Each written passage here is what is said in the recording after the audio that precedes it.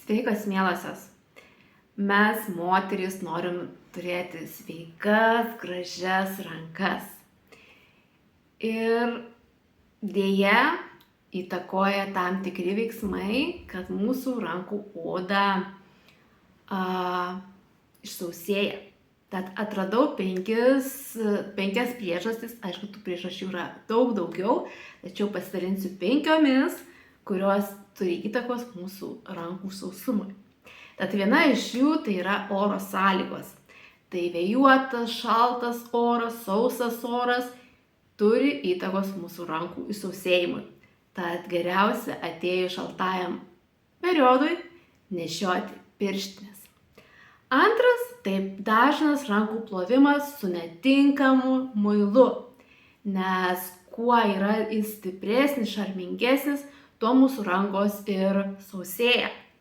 Nes labai atidžiai reikia rinktis muilus, kad būtų kuo daugiau natūralių ingredientų.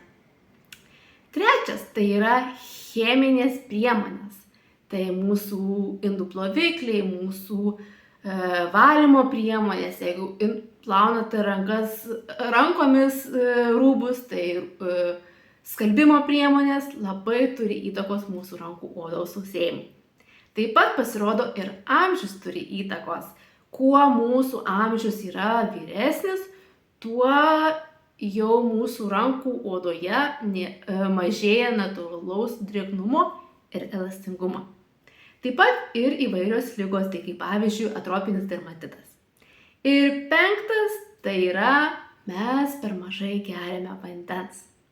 Tai irgi įtakoja mūsų rankų sausumui, aplamai visai odai sausai. Tai štai tokios priežastys, kurios įtakoja mūsų rankų sausumą. Ir jeigu buvo naudinga, vertinga, būtų smagu, kad pasidalintumėte šiuo video su savo draugėmis. O jeigu tavo rankų oda yra išsausėjusi ir atrodo vieną produktą ar kremą naudoji kitą, bet vis tavo rankos yra sausos, tad drąsiai rašyk man, nes aš atradau tam tikras priemonės, kokybiškas priemonės, kurio dėka mano rankos vėl džiaugiasi, kurios nėra išsausėjusios. Pamenu, kad būdavo net aplink nagus toksai sausumas. Tai atradau, džiaugiuosi, galiu tau parekomenduoti. Tai ką, nuostabios dienos ir iki.